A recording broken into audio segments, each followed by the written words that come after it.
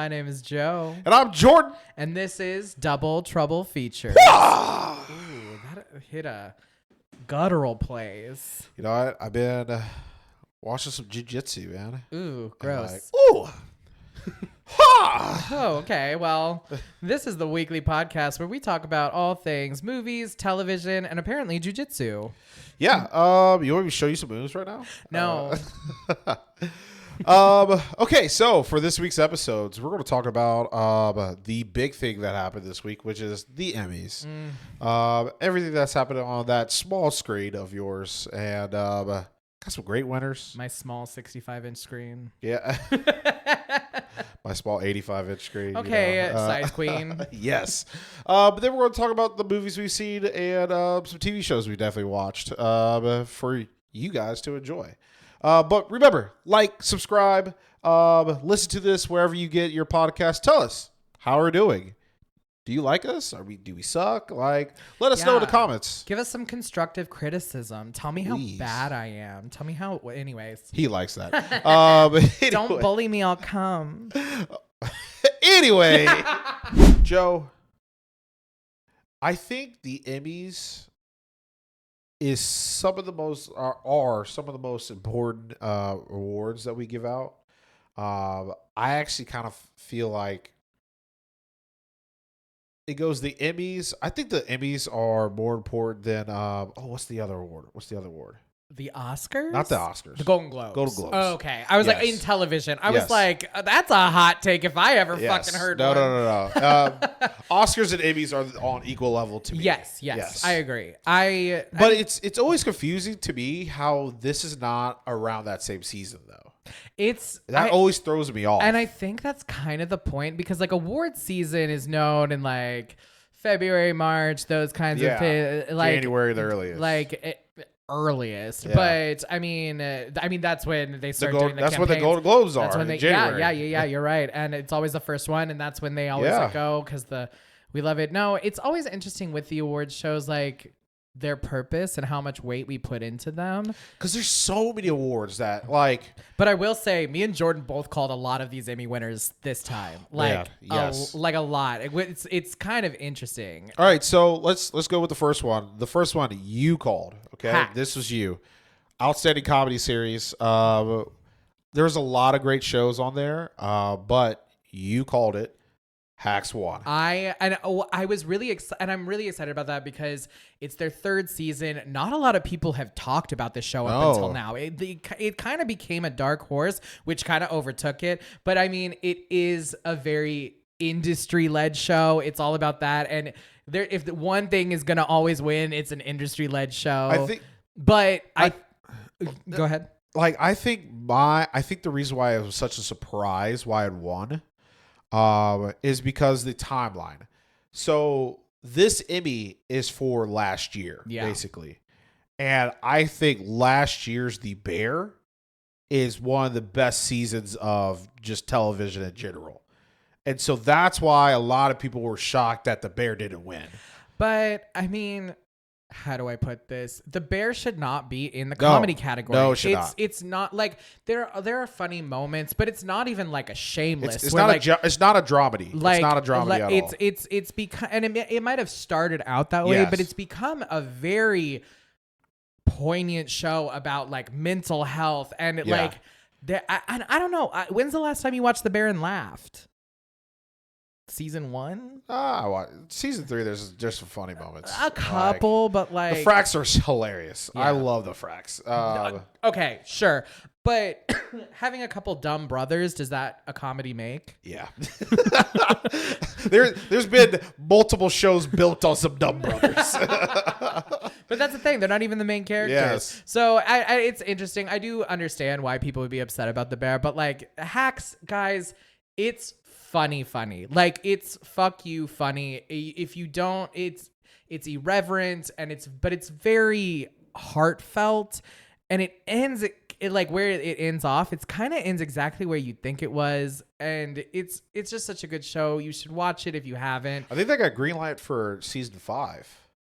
Damn. Well, good. Yeah. I mean, I love Jean Smart. She's so funny in it. She plays this character so well. It's not even funny. Like, she just plays this old, like, has-been who comes back, and I just don't know how to describe it. Jean Smart also won for lead actress, I'm pretty sure. Yeah. And you know what? We could go into the comedy aspect. So for lead actress, yeah, Jean Smart, she won for best lead actress, which I felt like once Hacks won, I felt like that was kind of the obvious pick. But Jeremy Allen White did win for best actor. Yes. In that. I mean, there's not really that many like prominent male figures in Hacks, which is great and why you should watch it.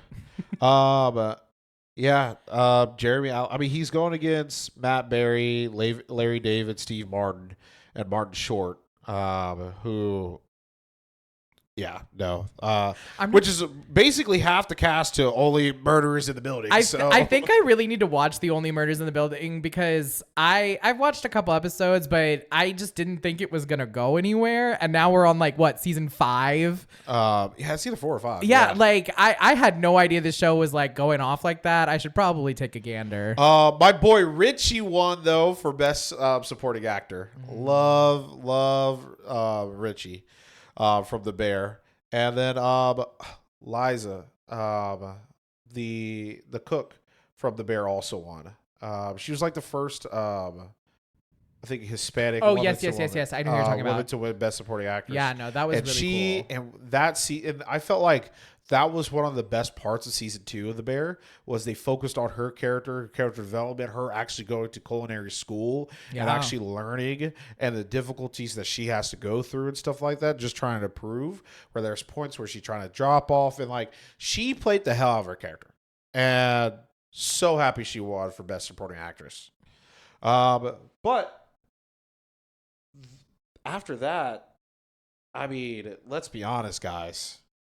Shogun just dominated. Yeah, it did. Shogun, if you have not seen Shogun, which you still haven't, I'm sorry. Watch Shogun, man. I was too busy watching Hacks. Have you watched Hacks? No, you're too busy watching Dragon Ball right now.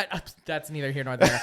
I'm actually way too busy watching FBI, and we're not even gonna get into that right now. Oh my God. That's become like my show on in the background. But that's the thing, is I want to give Shogun its like dedication it deserves. Yeah, it deserves because for the me, dedication. Dragon Ball and FBI, those are just like on in the background. Yeah. Like I want to like take time and like watch Shogun.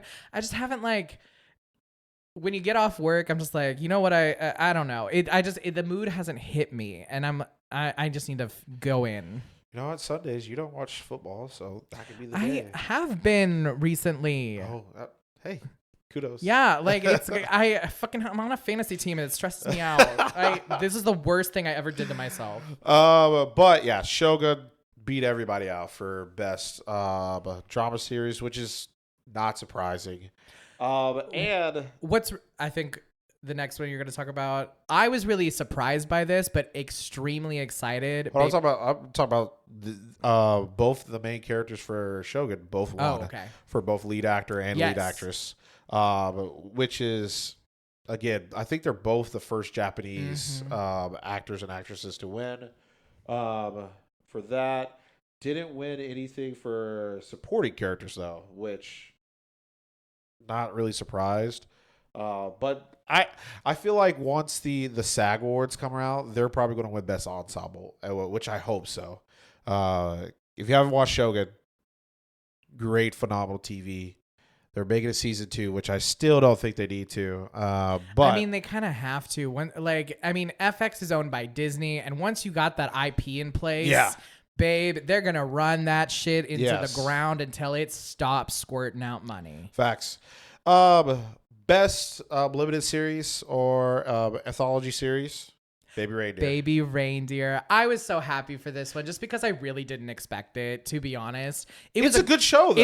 It's a really good show. It's a great show, and it's very intense. And we talked about it back on the pod. Yeah, and I think...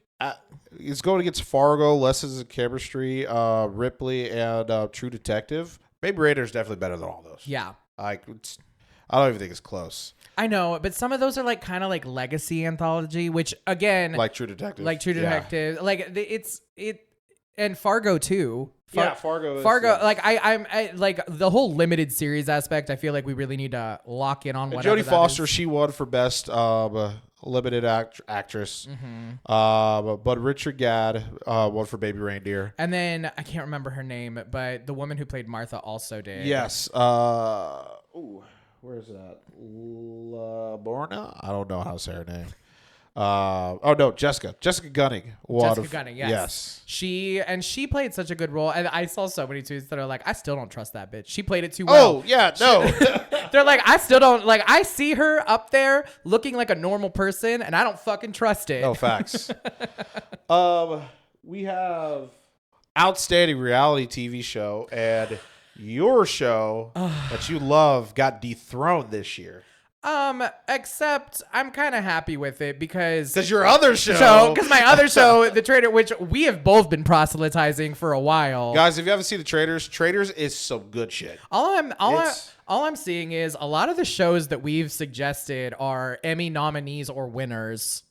Just saying, if that's anything you want to know about our podcast, we're gonna go back and look through all of them and make sure. But I know for a fact that like we talked about all of these shows. I love The Traitors. It's the best show. And to be honest, RuPaul, you kind of been resting on your laurels lately. And I don't want to say that, but like it's gotten a little stale. We need to change things up a little. We need to do this, like it's this churn and burn. And right now it's how many seasons does he do a year? Well, okay, it's like Drag Race, and then it's Drag Race versus the world, and then it's UK versus the world, and there's Drag Race Holland, there's Drag Race Mexico, there's Drag Race Thailand, there's Drag Race Canada, there's Drag Race. Yeah, but RuPaul's not in all I don't know of if I said Holland. No, RuPaul's not on these, but RuPaul owns the properties to all of these, and it's all through World of Wonder and all that. Right now, RuPaul making money. Right now, RuPaul. Shout out RuPaul.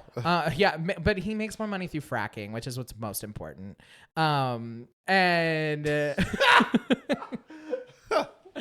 But we're gonna get into fracking later. No, I don't know. Like, I hate to say this, but RuPaul's Drag Race, it's gotten a little stale. It's gotten a little straight washed. It's not as gritty and fun as it used to be. It's not popping out anything. There's a lot of straight people are now watching, and it's gotten a little formulaic, which happens to a lot of reality shows. A lot of reality. That's why, at least for me, I used to watch American Idol like religiously, but then it got like formulaic, like you said. Well, you always have like the one person who has the sob story, the one person who's like the ingenue, like up and coming, the one person where this is like their last chance. You know what I mean? Like it's like we see the archetypes, and you fill these same archetypes every season. Mix up the girls, mix it up. I don't know. Do better challenges. I hate to say this, but the challenges are boring nowadays. Yes, and that's what happened again for Love Island UK for me. Yeah. It's just the same stuff over and over again. And you just have to, in reality TV, you have to switch it up a little or maintain a premise like The Traitors, which I do think is a little bit more new and shiny, and it's nice, it's fun, and it might great challenges, and it might get formulaic later, but they do a really good job of creating a cast of really intense, crazy characters. Like they pick all the random weirdos from reality TV, stick them in a house, and I feel like that's the advantage it has. It has the advantage from having.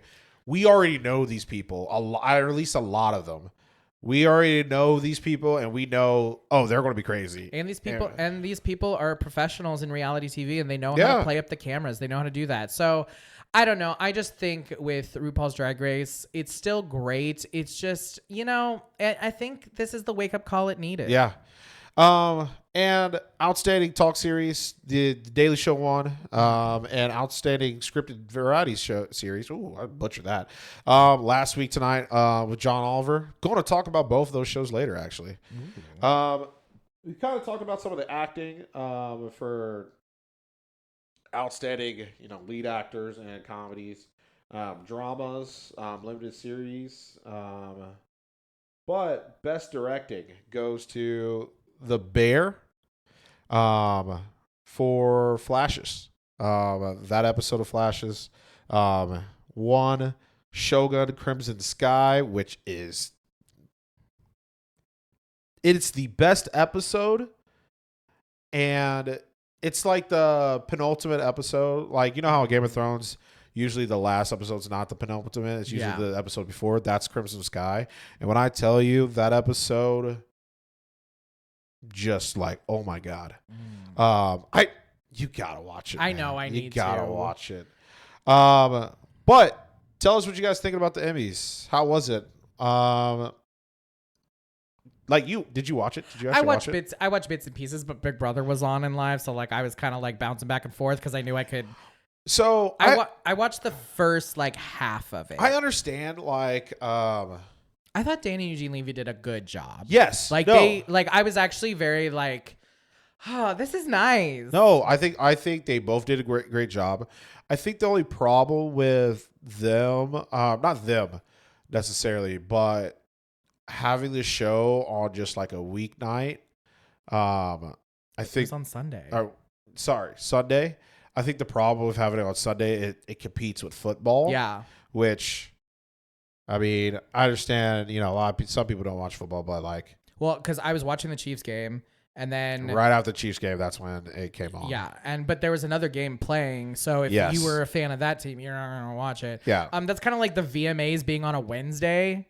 Yeah, I don't know what they're doing. The fuck are we doing, MTV? Can you get your shit figured out? Like, girl, No, nobody's watching on a Wednesday. I that's just how I know I'm old because I just missed it. I saw tweets the next day and it was like VMA performances, and I was like, oh, yeah, okay. yeah. I watched all. I saw like, And I voted. I voted. I voted on the VMAs, and I just never in my brain did I think to look, oh, I should check and make sure that isn't on a Wednesday night. Yeah, no, Fuck. The thing is, it really is just a scheduling conflict when you have college football and you have football. Yeah. Like, if you check the highest watch shows of the entire year, it's Super Bowl, and then I think 23 out of the top 25 are all football. Yeah. And then I think the other two are like the Oscars or something like that. So you just can't compete with football. And no, but I mean, you shouldn't, but like a Wednesday night. Okay, a Wednesday is kind of extreme. I definitely think the thing is Friday. Like, I think it's hard to do Fridays because people go out on Fridays and people aren't home. I think Saturday night's your best bet, but Saturday night there's college football. Saturday night, and college football is the second biggest thing that's on TV. So it's just like, I don't know why they don't do these award shows before football starts. Like, just do it before Labor Day. Like, that's all you have to do. Like, all the submissions are done by May. You're telling me you can't figure out who wins? I don't know. It's probably some stupid business decision that's based in nothing that matters to us. The Emmys were on ABC, weren't they? Yes. Yeah. So Disney owns that. Same with the Oscars. You know what pisses me off though? Like the Emmys were on ABC, but they didn't put it live on Hulu. Ooh, they did it, did they? No, because I checked and I had to go watch on the ABC app. Yeah, they're making you. Yeah. And well, and then I think it didn't even work. No, I didn't even watch on the. I had to watch like off of the receiver, the thing I'm talking about, like an antenna. Oh yeah. Because I like went to use like someone's AT&T Uver subscription, and apparently they're having a fight with ABC right now. And Disney. Yeah, no, because Disney wants their money, and DirecTV and all these other like companies are like, hey, TV's not what it used to, but Disney's like, no, I don't care. The price is still up. I need my money. And so like a lot of people, because again, college football is very important, and ABC and ESPN have all those football games. Yeah. Straight up just took off ESPN and took off ABC, and people were pissed. And so like I know like prominent actual sports people who watch sports who are like, I just straight up got rid of like that day of like that Saturday morning with football starting, got rid of DirecTV or got rid of Dish or whatever, and instantly went to YouTube TV because they're just like, it's the same price or cheaper. No, it's actually not. Like YouTube TV, once you start, like they've done research that all this, like once you're done cutting the cord, you're paying probably the same, like exact same amount. Well, yeah, that's kind of, I was saying it's about the same, but I mean, I wouldn't be buying the Saturday college ticket or whatever they call it. No, it comes with it. Oh. Well, that's a Yeah. good deal. But so does DirecTV comes with it. But it doesn't though right now, is what you're saying. Oh no, they figured it out though. Okay. They hashed out. Disney was like, "Give me my money," and DirecTV was like, "Fine, I'll give you your money." I don't know. Like, can we just like stop acting like assholes? Bro, Mickey Mouse wants his money. Mickey Mouse said, Mickey Mouse wants Mickey his Mouse money, said, and you gotta pay me, up. They said, "Run me my money." You gotta pay up, ho. They're too busy Like, abusing the poor Inside Out people, being like, Oh "Stop my making it God. gay." Honestly, Disney's having a bad PR week. hey, you know what? They don't care because of Agatha. Oh, thank God. Agatha's coming out. can't And when wait. Moana 2 come out, bro, nobody gonna be caring. Yeah, you know what? Honestly, thank you, Disney, for all you do for us. I'm so sorry I've doubted you. Okay, so we're gonna switch things up just a little bit. Instead of talking about movies first, like we usually do, we're gonna talk about TV shows. I just want to give a quick shout out to some of my favorite shows that I watched throughout the entire year. I've been watching these shows almost every year since I've been a kid. And that's Last Week Tonight with John Oliver and The Daily Show. I don't want to really get super political, but I love the comedy relief that these shows give me during this time. I need it. I feel like this election season, every election season every year is just very stressful.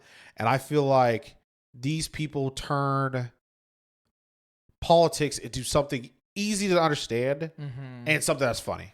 Something that's funny. And also, I will say, especially with like Jon Stewart and John Oliver, I do think that they do a pretty good job of keeping both sides accountable. I don't want to say they're great at not picking sides because like politics, they pick a side. But they do call, but like you can see whose side they're on, but they do call their side out on their bullshit. Yes. And that's like kind of what's important in this matter. It's like you can't just be blowing smoke up assholes all the time. And I think that is the differentiator with these shows specifically that make them interesting and watch. And it does help shape my perspective of, yeah, maybe the Democrats shouldn't fucking do that. But no, and so let me just go with The Daily Show first. John Oliver coming back has been amazing. Jon Stewart, sorry. Jon Stewart coming There's back. too many Johns. There's too many. God, get a better name. Just like me on a Friday night, too many Johns. Yeah, okay. But Jon Stewart coming back has been such a delight to The Daily Show. Don't get me wrong, I love Trevor Noah. I really did. But Jon Stewart I wish it was more than just one day of the week. But Jon Stewart has really been a delight. But like you said, he does call out both sides. Like he was the first person to be like, no, I watched that debate with Trump and Biden, and Democrats need to choose somebody different. That was like his first thought, like right after the show or the debate. Jon Stewart's actually running the country. He's the one who decides the country. But I think the insight that they give, the team on The Daily Show is great. I really love, like, my favorite is Desi Lysick. She is hilarious. She's funny. She brings like a certain energy that I feel like some of the other cast members don't. But she's hilarious. I think she just brings like a poise, but also irreverence at the same time. Yes, it's so hard to do, especially within these comedy shows, because like you can't just be like making pussy jokes all the time. You can't just be like making dick jokes all the time. Yeah, and I feel like, especially like being a woman and like comedy, I feel like they have like a harder time. Yes. Because it's like you said, you can't say these dirty things. You can't, like, women have a different standard than men do. And I feel like Desi really toes that line. Yes. To a great point. And because she does go there, but she keeps it classy, and that's like kind of what, like, I don't know, I just like really enjoy about her. She keeps it fresh, and she's just fun. She's just she's fun. Really like Roddy Chang. Dude is hilarious. He's funny. He has the thickest accent, and he fucking uses that shit all there. I love him. Josh Johnson is one of the newer members. He's hilarious. He's the only black guy that's on. That's one of the correspondents this year. I feel like I see him on TikTok a lot, don't I? No, he has a lot of TikToks. Yeah, he does actually, a lot of stand up, right? He does stand up. But he actually on his YouTube channel, like he does 30 minutes of his stand up. Yeah. Well, I mean, the TikToks are like 10 minutes long. Yes. I'm not kidding. Like, and I'll watch it all because he has a great way of telling a joke that's a story. Yes. But like it fucking lands. No, every it time. lands every time because like it's an irrelevant story, and then he just somehow brings it back to what is happening in the world. Yes. And I love it. He's hilarious. I'm gonna be honest. Michael Costa, don't really care. He's not really funny. Which one's he? Oh, I know who you're talking about. Yeah, he's like a generic white guy. Doesn't really do it for me. I think there's just too many other like prominent characters. I think he fills a role. Yeah, he fills a role. But see, the thing is, I don't think that actually because Jordan Klepper, he actually fills that role of just being the straight white guy. I don't know. I feel like Jordan Klepper gives it more of like bro-y vibes, like finance guy vibes, and the other Michael Costa, he gives more like friendly dad vibes, and I don't know, two sides of the same white coin. Yeah. Yes, and so I think they have an outstanding team, but again, Jon Stewart is just the guy, and so he's hilarious. He brings up points. And I think the big thing about Jon Stewart is ever since he left Apple, he's been trying to just have some of the stories that he wants to talk about into the Daily Show. While like when he's not on there, the Daily Show is just reacting to what's happening today, what's happening, what's all the news. While he's like, no, I have a story. Like I have like a topic that I want to get into, which is what John Oliver does perfectly to a T. Every single time. Again, doesn't really matter what your political view is. Because I don't, like you said, I really don't think John Oliver, he's a foreigner. He now is a registered, like he's a citizen, U.S. citizen now. No. Oh wow! Yeah, no, I didn't know that. He got a citizenship. Good for him. But he tells it like it is, and their team does the research about the most boring subjects, but he brings it to light. Like I learned so much about the corn industry.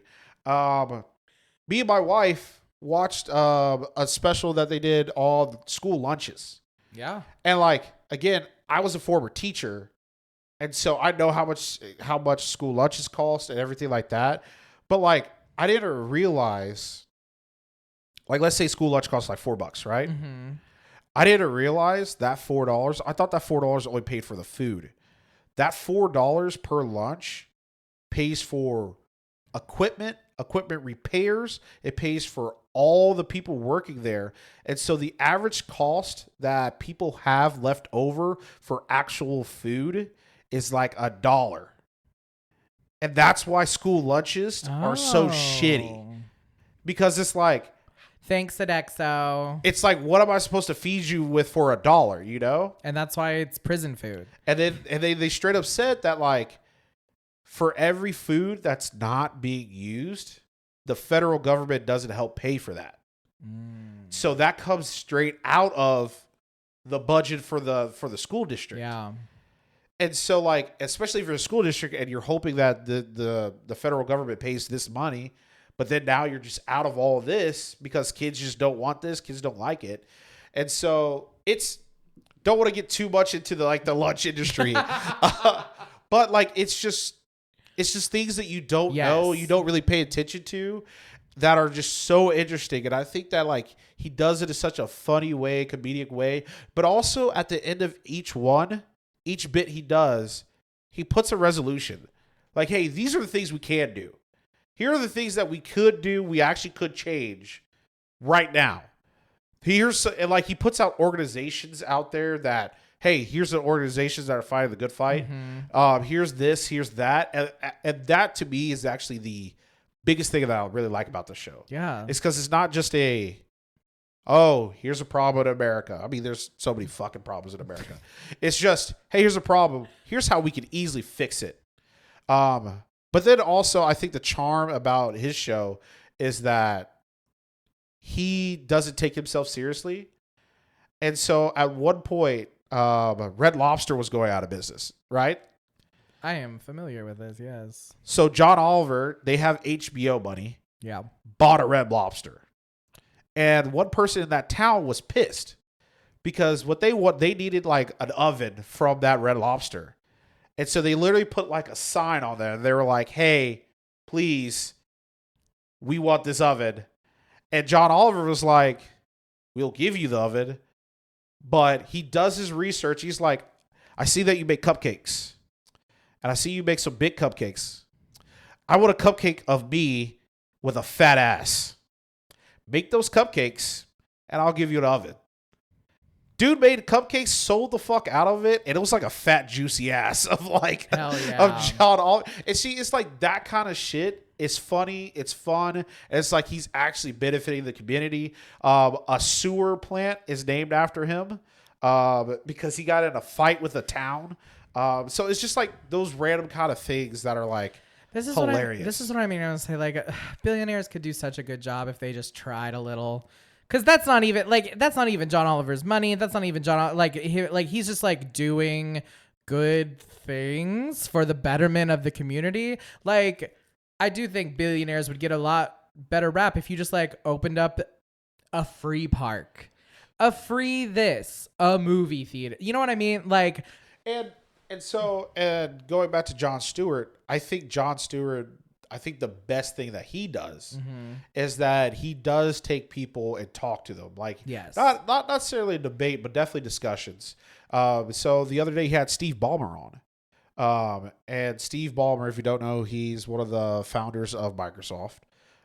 He was the CEO at one point. Steve Ballmer made a website where you could check where the money is being spent. Yeah. And so Jon Stewart's like, this is awesome. This is great. Like, this is necessary because we need to know where like all our federal dollars are going. But then that's when they have that discussion of like, oh shit, this is okay. This is okay. You could definitely tell like Steve Ballmer is more of a like fiscally conservative and stuff like that.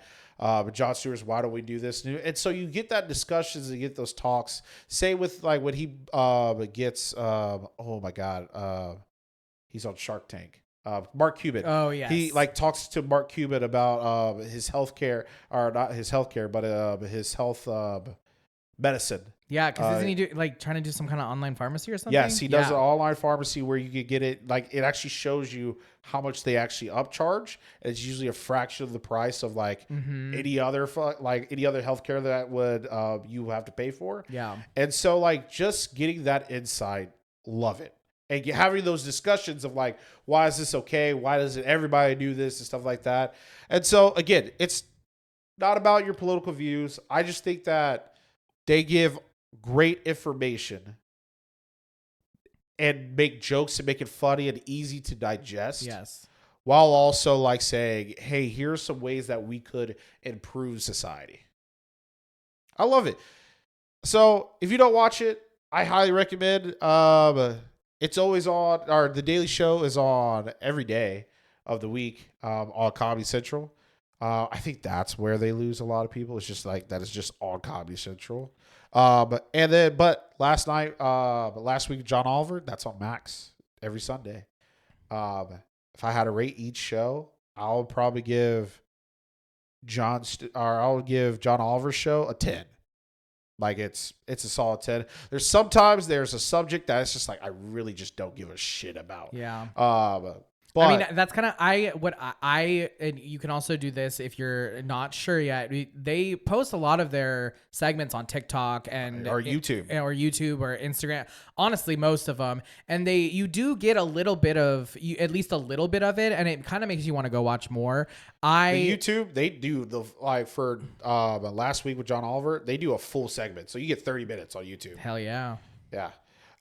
Jon Stewart, I would probably give it solid 8, because sometimes some of the other correspondents, when they take over, it just doesn't. Yeah, it's just not the same. But Jon Stewart. God, I keep getting their names wrong. Jon Stewart's great. So many Johns. So many Johns.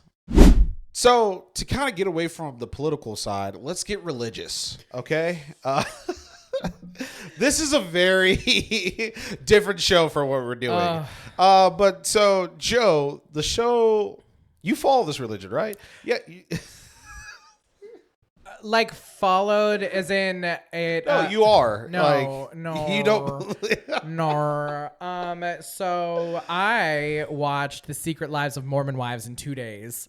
All right. Before you get into it, I just want to say, I have seen stuff around. I have seen TikToks, and it looks interesting. I've just never been like a Desperate House, not Desperate Housewives, Real but, Housewives. Real Housewives. Just never been into like any of those kind of shows. So, but this show sounds very interesting. I know this is gonna sound like a weird question, but did you ever watch like 16 and Pregnant or Teen Mom? I watched Teen Mom, yes. So this is kind of a mix between Real Housewives and Teen Mom, and I'm going to explain to you why in a minute. So what the show is about is it follows the lives of these, beautiful Mormon women. Some are Mormon, some aren't, and that kind of becomes an issue later on in the show. But what it is this group of moms in Utah. They all started getting together and making TikToks, and they created what's called Mom Talk from their point of view. I think Mom Talk has taken off a lot since then, but they coined themselves as the originators of Mom Talk, specifically within the Mormon community. Okay. And within the Mormon community, motherhood, parenting, rearing children, that's like a huge aspect of it. You want to have as many kids as possible in order to propagate the faith. But that's what it's for. That's literally why. But they want to raise up good Mormon families. And so you see all of these people. Well, a couple years ago, there was a little bit of a scandal, and a lot of these a few of these Mormon wives got caught up in a swinging scandal. And shocker. And I know. And they're all really hot. Like No. I've seen the pictures, and yes, the women are all really hot. The men, but God, Utah needs a bigger gene pool. But I'm not gonna sit here and act like there isn't a significant inbreeding problem in Utah. Anyway, we're not gonna get it. We're not here for that. But it's very interesting the fact that like this show is led by the mom who is kind of at the core of this. And she ended up divorcing her husband after it. There was all this drama. None of the other wives who were in this swinging scandal are in this show. It's a bunch of other random wives who were friends with them or worked with them through brand deals or that. That plays a big part of it is their brand deals and what they talk about in the show in like why they would do that. Because like one of them, she gets offered like $20,000 to promote a sex toy, like a dildo. All she would have had to do was pose with it, fully clothed, and just holding it, and take a picture and put it on Instagram and put it on her feed. That's all she would have to do. But it's a huge moral conundrum for her. No, it is 100%. Because like, why would you like as a woman of faith, as all this? Why would sex is only for procreation and your at the very least your spouse. So following the show and these women, it's really interesting seeing the dichotomy of them because a lot of them are like, we're trying to get Mom Talk back to what it was. They want to be this tour de force of TikTok that's just really creating all this like money, and they're just doing all these fun little TikTok dances and trends and all this stuff. And so it's kind of interesting to see it from that side. How old, like what's the age range? I would say about like 22 to 31. There's a 22-year-old on this? Layla, she turns 22 in this. And she has 2 kids and a divorce. Yeah. What? Yeah. Okay. So really getting into it, talking about it. So you have this like cast of characters. I talked about Taylor a little bit. She was the one who was at the center of the swinging scandal. Yeah. So she ends up getting a divorce. 2 months after she gets a divorce, she starts hanging out with this new guy, Dakota. And the families and everyone hates Dakota. Bitch is pregnant. She gets pregnant by him. And they're not married. And it is a huge fucking problem throughout the entire show because he wants to get married. He wants to do the right thing and make it right. And she's like, I already got married once and we saw how that turned out. She's like, I'm going to have this kid with you, but like, I don't want to marry you yet just because we feel like we have to because we're Mormons. And that is a big topic of discussion between. I'm already thinking, wow, that's actually kind of crazy. Yeah, but then you see like her parents who are like, they're just sitting there like, well, you never should have got pregnant in the first place and blah blah blah, all this. Facts. Should not be having sex. She miscarries. Oh my fucking God. And then, but she decides to tell this at so there's this other woman, Whitney. Whitney is the villain of the season because she thinks she's very holier than thou. She's a good Mormon woman. She's the leader of the saints. And she's kind of trying to take over Mom Talk and get it away from Taylor because she thinks Taylor is taking it too far. It's going down the drain. She's a swinger. What do you expect? Yeah, exactly. Exactly. Then she says that to her fucking face. She says that to her fucking face multiple times. I'm not kidding. These bitches are ruthless. And I don't mean bitches in a derogatory way, but they act bitchy. And that's not, if you watch the show, you know exactly what I'm talking about. I'm not being anti-woman here. Bitch is the only word to describe the way these women treat each other in some circumstances, because she will just live there and be like, I really don't think that. And I really just like, maybe you shouldn't have done that because, and like that kind of attitude towards these women, which obviously goes well for the friend group. I'm not going to lie.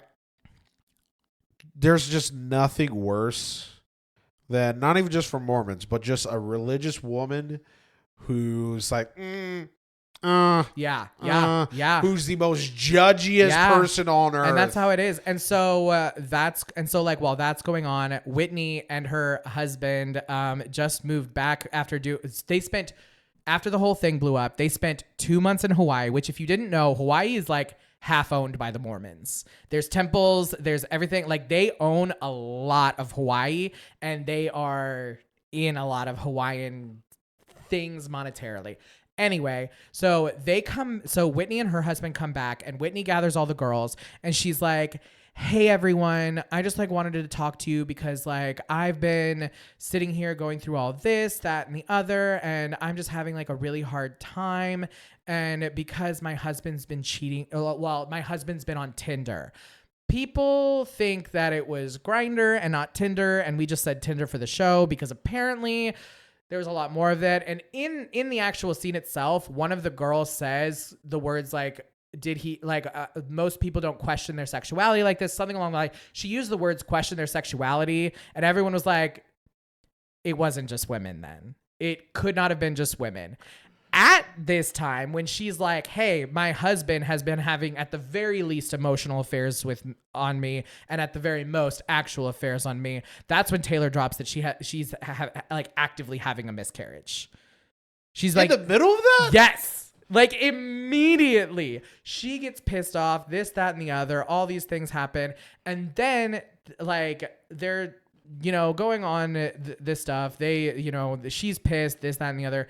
And then we see like Taylor and Dakota talking. He's like, I want to get married. And she's like, I don't know yet. And he's like, well, you need to stop drinking, because she's not pregnant at this point. And he's like, well, you need to stop drinking. And she was like, no, I want to keep drinking. And I still want to have fun.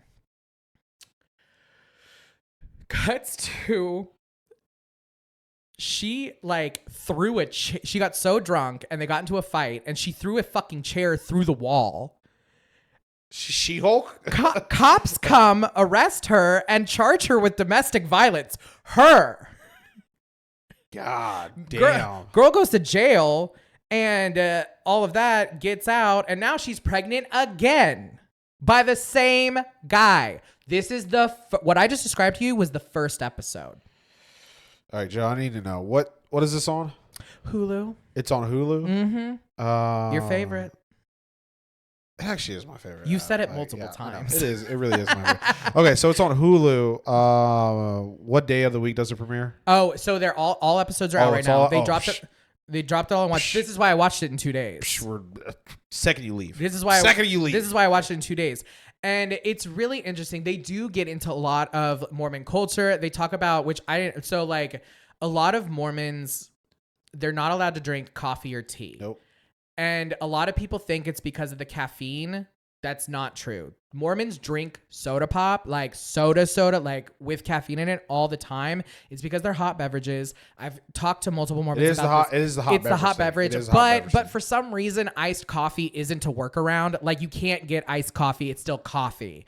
And like I don't understand that aspect of it. But because of that, they have all of these soda stores where they do. And you go and you get it called Swig. We're getting 5 in Kansas City, Jordan. 5 Swig stores. Well, that's because we do have a lot of Mormon population in Missouri. We're the center. I grew up, if you didn't know, the Garden of Eden was actually in Jackson County, Missouri. What? And Jesus will be coming back at that spire in Independence. If you think I sound crazy and you don't know what I'm talking about, Kansas City does have a very large Mormon population. I grew up around a lot of Mormon people. They really are lovely people. Most of them are. This is obviously sensationalized, and it does get into the saints versus the sinners, like that's what they call it. And like, cause there are women in the group who are ex-Mormons. There's one, Michaela, and people are starting to dive into her past because I don't know if it's her current husband or her ex-husband, but she was 16 and he was 21 and he got her pregnant and they had to get married. Yeah. Okay. So again, this is on Hulu. It's all out on how many? What would you rate it? Oh, it's a fucking 10. This is 10? I'm not kidding. This is like peak reality TV. It has the like drama and immaturity of Teen Mom, but the real issues of, because I mean, here's the thing. These women were not trained, or I don't want to say trained. These women were not prepared to deal with the nuances of marriage, motherhood, and child rearing that they think. Like, they do get into it with the one woman who's like talking about the sex toy. She's like, I wish that, they say multiple times, this show is a lot about sex. They talk about sex almost ad nauseum. Like, it's a lot. And so they talk about all the things that they wish they had known. And that's where they're kind of coming from, is this idea of empowerment and like becoming empowered Mormon women, that you don't have to be ashamed or taboo about sex, especially if you're married to your husband. If you're married to your husband, you are allowed to talk about sex like that, but they don't see it that way, and they weren't raised that way. And so she does she does confront her mom and says, I wish you had talked to me about it. I showed up on my wedding night not knowing what the I had no idea. Because you have to think, these girls their parents didn't teach them about sex. Their pastors didn't teach them about sex. No. Their friends didn't teach them about sex, because it was wrong to talk about. No. If you, and I've been in evangelical groups where you even broach the subject of sex, it is kibosh. And Quick. especially like that girl that you said was 16. Mm-hmm. She didn't know what she was doing. He was 21 and he knew what he was doing. He's getting a lot of heat right now. Wow. But yeah, and surprise, surprise, she's one of the ones that's not a Mormon anymore. Wonder why. No, I am. Okay, like, I'm not kidding. I'm like, okay, like been circling it a little. Yeah, the Penguin comes out. Might be watching Agatha, but I need another reality TV scratch. It's just really good, and it's just interesting seeing these people, because they are so confrontational, because they think every person thinks that they have the moral superiority. I just hate when people think but it makes for really good TV. Oh yeah. Because even the girl who's like Whitney, who's like known as the villain, like she walked away from that like thinking that she was golden. She was surprised by the quote unquote bad edit that she got. And everyone was like, no, Whitney, they just put cameras in front of you and you started talking. And you said really mean, awful things. No, I'm excited. Definitely going to watch that. Literally the second you leave. Oh, good. Yeah. It's if you haven't watched it, watch it. And what's even better, I forgot this part real quick. Because it's a reality show and these women got famous off TikTok. TikTok has become a fucking clusterfuck of their drama, because they continued it and they're still posting. They're in each other's comments calling each other out. They're over here telling, well, maybe if I was They're in the comments? Yes. They're in the comments? They're in each other's comments, bitch. Oh my. They're fighting. I'm watching that. I'm watching fighting. it right now. It's so good. Secret Lives of Mormon Wives on Hulu. Watch it right now. Watch it right now. Some of the episodes are like 30 minutes, some are 45, but it's so easy to get and it's through. a quick read? Yeah. Or a quick watch? Yeah, it is. Done. Get into it. So we're gonna go from hot Mormon moms. Who, by the way, they are all hot. They really are. And those men. Anyway. Yeah. To now we're gonna go to talk about a new movie that come out that's about ugly people, right? Yes. I had the definitive pleasure of watching The Uglies. I don't know if it's Uglies or The Uglies on Netflix. It's a movie that has actors in it. What'd you give it? What would you rate it?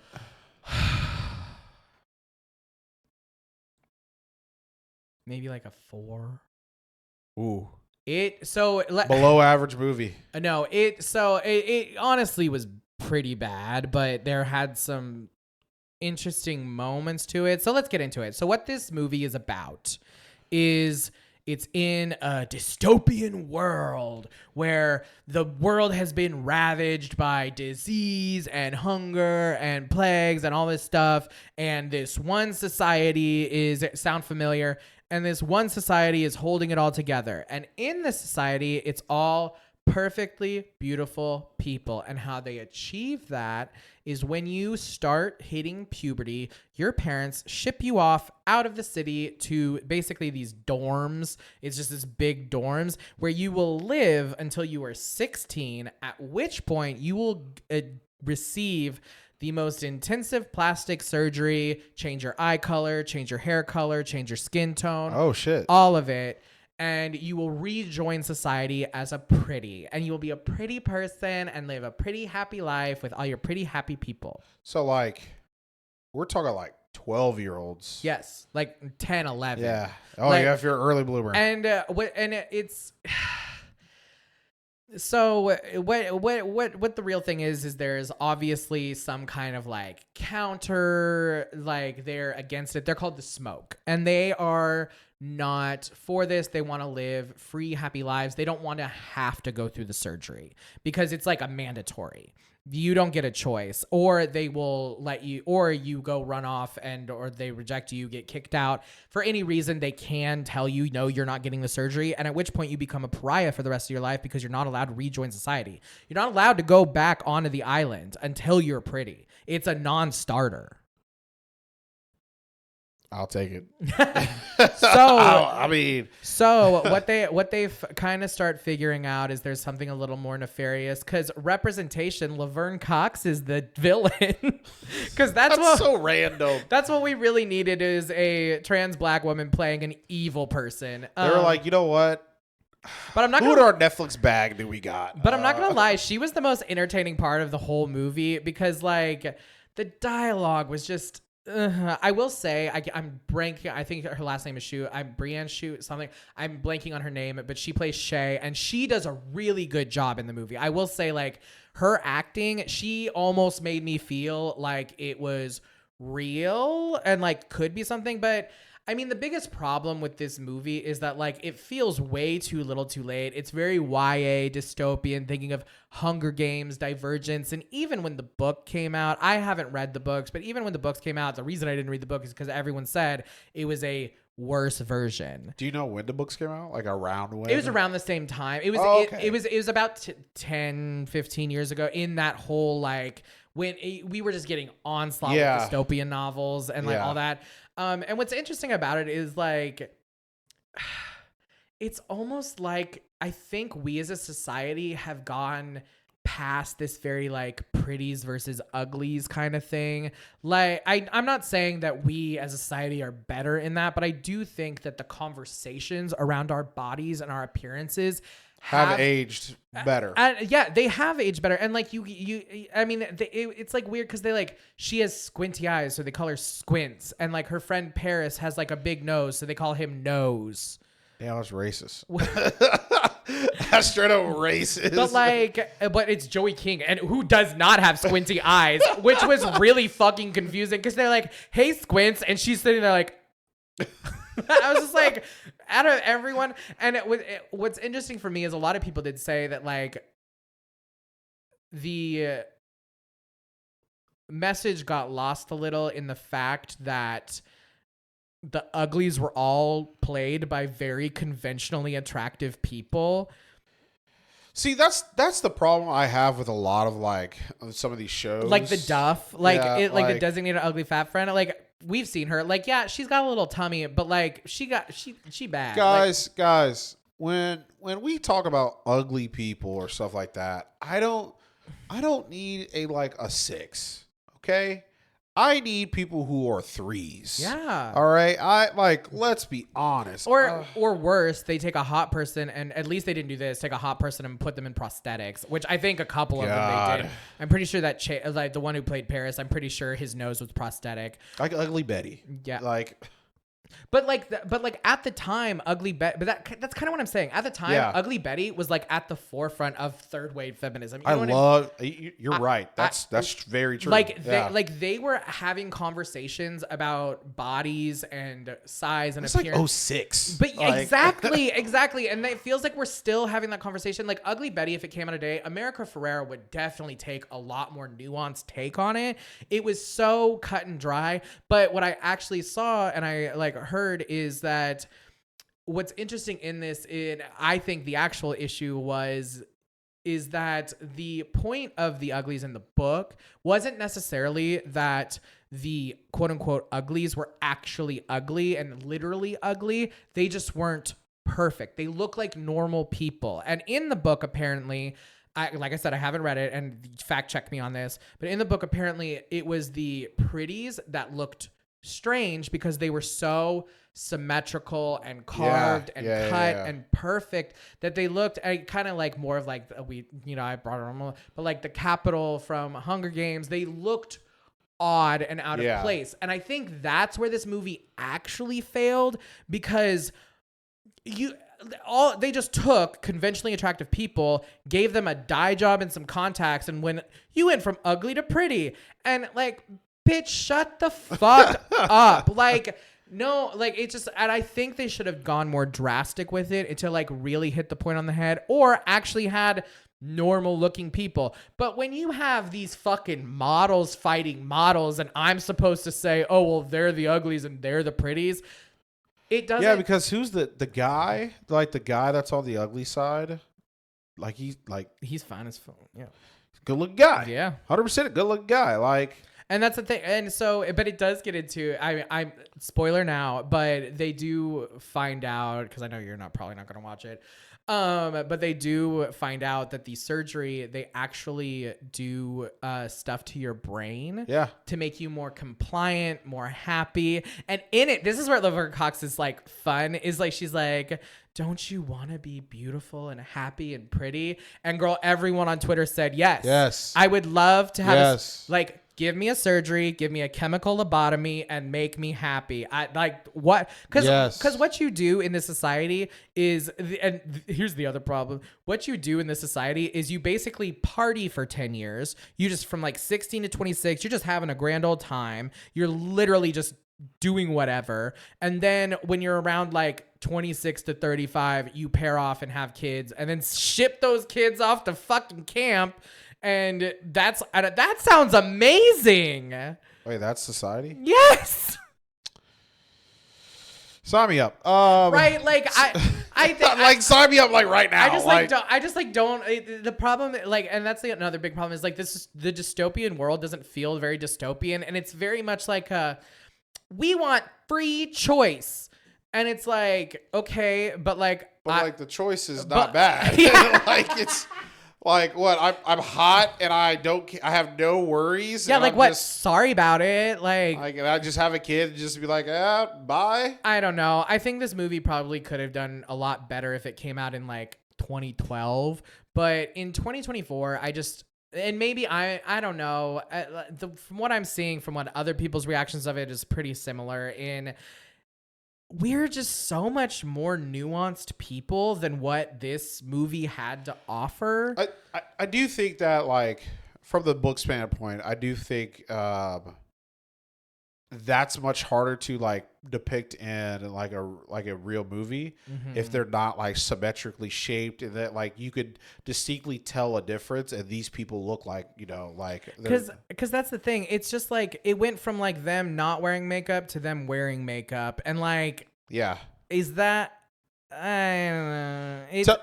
tell us what you guys think. Would you take it? Would you become an ugly, or would you definitely become a pretty like me and Joe? Because I would easily, in a heartbeat, no worries. Yeah, I am tortured by dumb hot people every day. I would love to be one of them. Yeah. All right, it's starting to get that time. Little shiver in the air. It's getting dark as fuck at 7:30 apparently. But as long as you don't say the name 3 times. Beetlejuice. Don't. Shut the fuck up. Joe, chill. Are you serious? Chill. No. Beetlejuice. No! That was stupid as fuck. Oh, that was very stupid. What if you like actually get Michael Keaton? Yeah, like here's the thing. Would. Wait, really? I think not like a relationship or anything, like a one night stand. A night with the devil, you know what I mean? I want to see what because Michael Keaton's working with. You know how he shows his guts. I want him to wreck my guts like that. Okay. All right. So for the final thing we're going to talk about tonight, we're going to talk about a movie we both saw, Beetlejuice 2. That came out. Beetlejuice. Too fast, too Beetlejuice. Too fast. No, two Beetle, two juice. Yeah, 2 Beetlejuice. There we go. We actually have not talked. So we saw it at different times. Yes. And so we have not talked about this movie at all. And I just saw the first Beetlejuice for the first time. What? 3 days before. What? Yeah. Okay. I didn't know that. No. So I just talked to my mom. She was like, "Yeah, I didn't really care for that movie." And it's some white people shit. I'm not gonna lie. Yeah. So like, if my parents don't like the movie that was made in the 80s, when the fuck am I going to watch that movie in the 80s or from in the 90s or in the 2000s? Like, never going to watch that movie. And see, in my house, if Beetlejuice was on, Beetlejuice was on. Yeah. So I watched the first one. I thought it was, you know what? This is a perfectly good 80s movie. And I thought Michael Keaton was amazing as Beetlejuice. The second movie, I still think Michael Keaton is a fucking great Beetlejuice. Yeah. The only thing I think about this movie that's different from the first one is that I felt like Michael Keaton didn't have as much, and I wish there was more Michael Keaton, more Beetlejuice. I needed more. It's so funny you say that because there were a lot of people. It's so odd that you say that because there are a lot of people who talked about how Beetlejuice had way more screen time in this one than the first one, because in the first one he only had 16 minutes of screen time. He didn't. Yeah, that's crazy. He wasn't in the first half of the movie. No, he wasn't. He didn't make an appearance. No, he wasn't. So it's interesting that you say that because, like, in the second one, he had way much more screen time. I think. So again, if you don't know Beetlejuice, Beetlejuice is a demon. That if you say his name 3 times, he appears.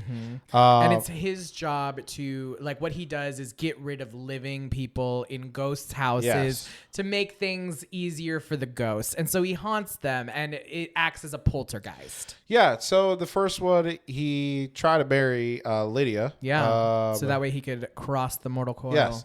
And she grows up, and now she is famous. She has her own like talk show about ghosts, how she sees things and stuff like that. And she has a daughter who is played by Jenna Ortega, who doesn't like her at all. And she straight up calls her mom a liar. She's like, I don't think you even see ghosts. I don't think you all this, that, and the other, because her father has passed in this movie, and Lydia has never seen the father as a ghost. And Jenna kind of Jenna blames her mom. She's like, if you say you can do all these things, why can't you do this one thing for me? Very understandable. And like, yeah. So crazy thing is Lydia's dad dies. And so that's what forces them to go back to the town. Oh my God, who plays the stepmom? Catherine O'Hara. Girl, put some back on that name. First of all, Catherine O'Hara was the star of the first one. I actually liked her more than Michael Keaton in the first Beetlejuice. And she is the star in this one too. Catherine O'Hara is just a star. I don't understand. She plays just this role of like selfish Bob so well, like in Schitt's Creek. Like she understands her role and she plays it to a T. And what's funny about it is like they aren't the same character. Like they are different. They are different. And so like it's so you can't like even you can't typecast her in that. It's just she plays a discerning yet out of nowhere, like she is like she does. Like what's crazy about it is like in Beetlejuice, she does give good advice and she does toe a lot of lines, but then she always ends it with but I wouldn't do anything like that or something like that, and you're just like, fuck yeah. Because like at the same time, it's always about her, but at the same time, her character deeply is hurt and sad that her husband's dead. And like you could tell that she cared about her husband, even though it feels like she doesn't because she's self-centered. But at the same time, it's like, no, she does care about these people. She does actually have feelings for her stepdaughter, who's like, you're my daughter. Like, yeah, and it's just in her own different way. And what I really do like about this movie is it is about relationships between mothers and daughters. Yeah. Like that's what this movie is really about. And that's what's crazy that they're going through the trickster demon to get there. Here's where I kind of differ. Okay. So basically what I think the first half is very slow. I'll give you that. And I just really think we have seen the mother-daughter dynamic, not like something happens, the father's out the picture, the mother and daughter are clashing, and then they have to do something happens, usually to the daughter. Yeah. We have to save the daughter, and then that's how the daughter and mother relationship gets back to its good graces. That we've seen that. I've seen that so many times. Yeah, I wouldn't say it's a necessarily original story. Yeah, no. My thing is, I just think in this movie there was just a lot of just pointless things. See, you call them pointless. I call it camp. Okay. So like let's get into it. Again, I think Michael Keaton's Beetlejuice character is great. It's perfect. The one character that we kind of discussed right before we talked about this is Monica Bellucci's character. Yeah.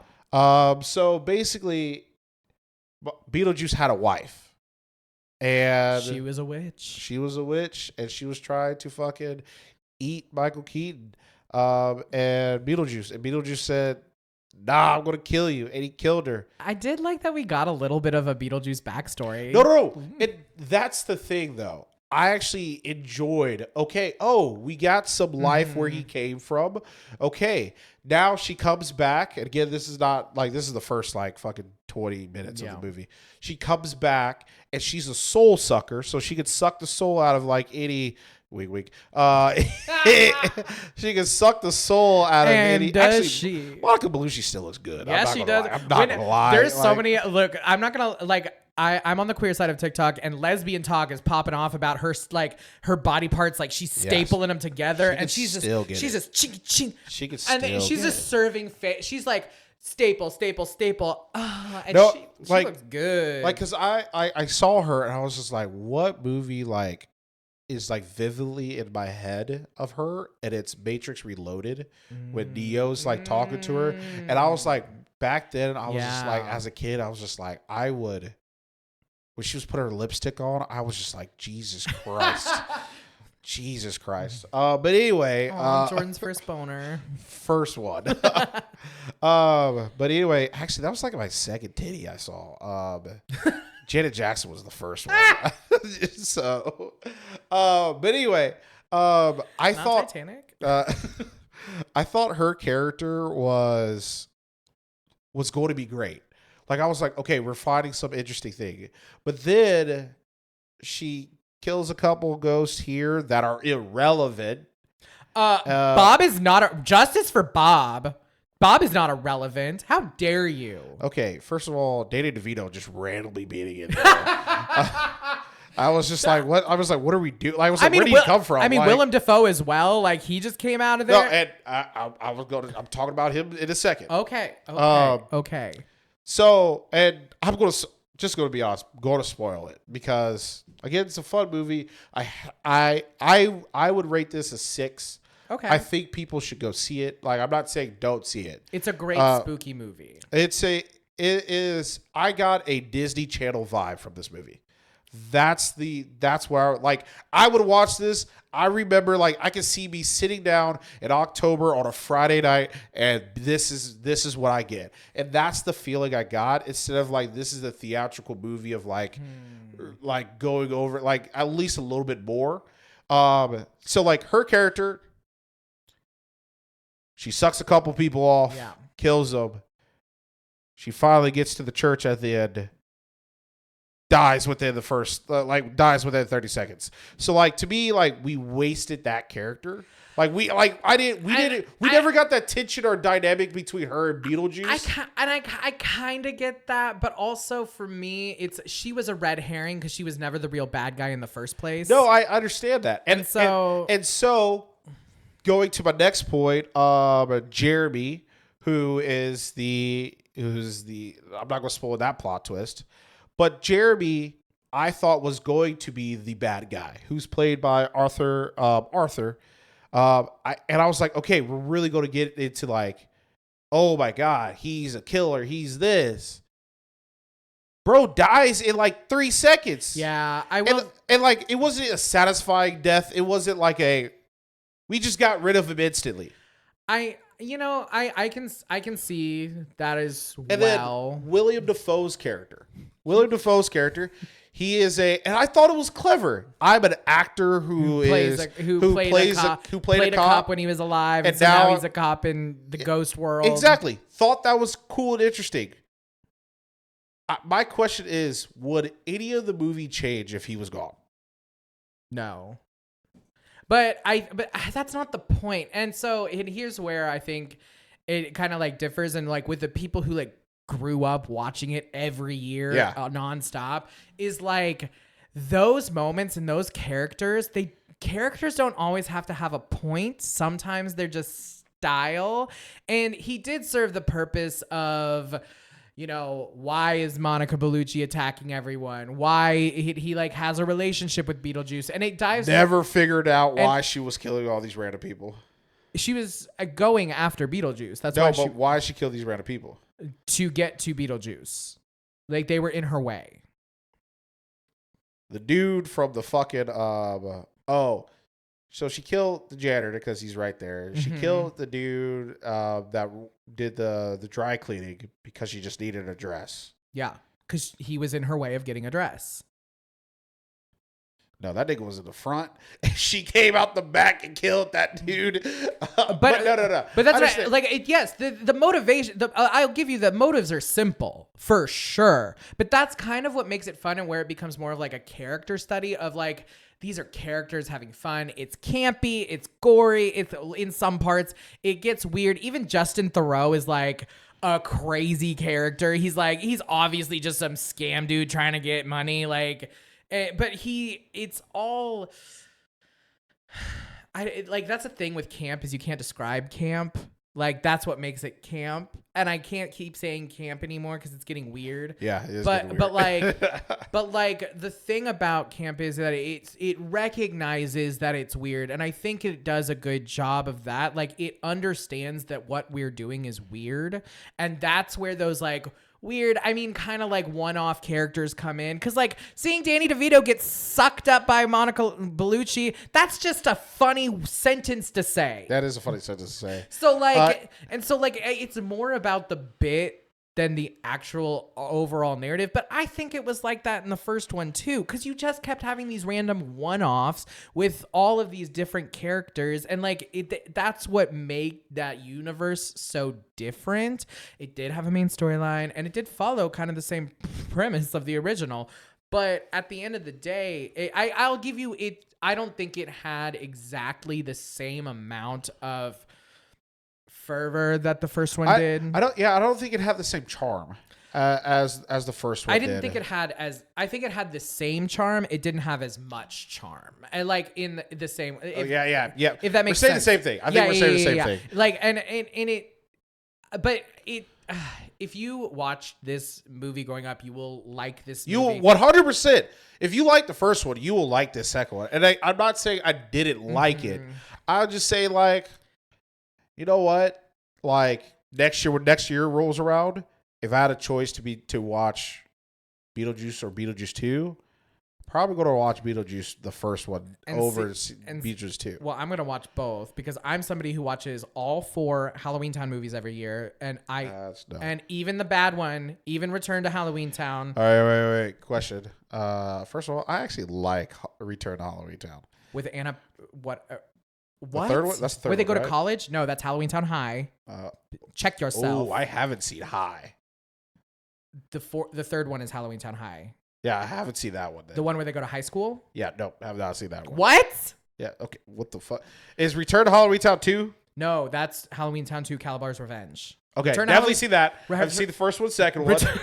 Okay, let's just go through them. There's Halloween Town. Yes, definitely see that. There's Halloween Town 2 Calabar's Revenge. Definitely remember that. There's Halloween Town High. Do not and remember then there's that. Return to Halloween Town where they go to college. Is that was years late? Like, yes, and it was made years later. And they recast her and her only for no reason. Okay. Marnie, yeah. So I haven't seen 3. So what's funny is, I don't know if you know this, but in Halloween Town 2, Calabar's Revenge, the main girl and the guy who plays Calabar's son, married. In real life? They're married to each other in real life. That's funny. And they like do little Halloween. I follow them on TikTok. They're so cute. But anyway. Twitches too? Do you watch Twitches too? Oh, Twitches and Twitches too. That's the thing is, if I'm going to watch these, I'm going to watch them both. I'm not watching both of them. I'll watch Twitches. Twitches 2 is so bad. It's so bad. But there's only 2 of them. So like, who cares? Oh my God. They should definitely do a Twitches. They need to do a follow-up to Don't Look Under the Bed. Yeah. That's what Disney Channel really needs to do. I miss those days. Let's go back to that, where it was actually scary and people might have actually died. Yeah. But yeah, no, I think I feel like this movie, and I would probably also put Beetlejuice, fits in that realm of like Disney Channel movies. And I'm not saying Disney Channel movies are bad. I mean, some are definitely bad. And they do have a special place in like my heart and stuff like that. And I will rewatch and I'll watch that shit again. I'm just saying that, like, for me as a grown adult, it's almost like childlike happiness. Yes. Like, it's not. Yeah. It's the remembering what the simpler times were like. Yes. It's like that. But I mean, I will say they did bump up the gore a little in this one, which I found enjoyable. Not that much. Not much, but there was none in the first one. Yeah. What would you get it? I mean, I'm giving it a 7. This is my bread and butter. I would definitely watch it again. Yeah. I would go watch it right now. Like, I'm not saying it's like worlds above. Like, I would say I would give the original Beetlejuice an 8 and this a 7 for me. I'll give the original Beetlejuice probably a 7. Yeah, that's 6. Yeah, yeah. Okay. But I mean, this is really, wait, real quick. How did you feel about the Soul Train joke? Oh my God. That was the most racist shit I have ever. I'm like, they're all black? Like, everybody? So what's interesting about that is Tim Burton has caught shit in the past because people asked him, why aren't more black people in your movies? And oh my God. Like, you just blew my mind saying that. Because if you look at all of his movies, there's no black people. There's no black people. And he kind of made the statement, and I don't think he meant it to be racist, but it came out racist, and it kind of was racist. It was racist. Yeah. But he made the statement is like, I don't think that like in the worlds that I build, it makes sense for black people to be in them. Yeah, that's because he doesn't have like, I mean, a lot of the thoughts of like black people. And I mean, like, I'm sorry if like a black person was in the original Beetlejuice, they'd be out of that house before anything. You know what I mean? Like I kind of understand that. Like, if I was a Chinese person, you probably don't even have white people or black people in your like a world you create, you know? So like, I kind of get that, but like, you live in America, Tim Burton, so like, there's multiple cultures and everybody. So yeah, like, so but a lot of people think that that's why he put Soul Train in there. Bro, that is crazy. Like, guys, so again, it's like, oh, you go to the Soul Train to go to like the real afterlife instead of like purgatory. And it's just all black people dancing to like Soul Train music. The conductor's a black guy. I mean, it's just straight up Soul Train. Like they do that. And they're. I was like, I look at my wife and I'm like, I was like, everybody's black. I was just like, bro, I was like, we're just doing these dances and stuff. I was just like, bro, In 2024? In 2024? Yeah, I wanted to ask you about that specifically because I was like, I mean, me as a white person, I was like, this feels off. Slightly funny. Like, don't get me wrong, slightly funny. The first millisecond I saw it, I was like, oh, the bit. It's Soul Train.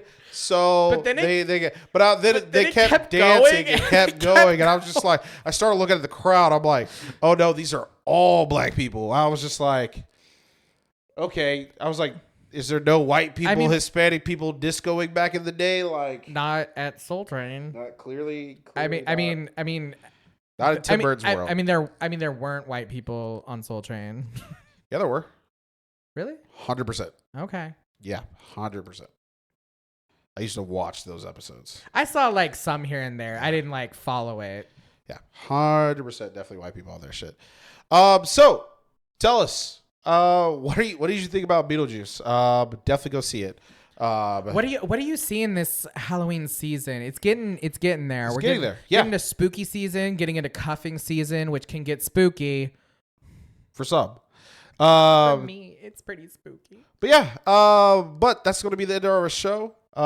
This is Jordan, and this is Joe. And this is also Double Trouble Features.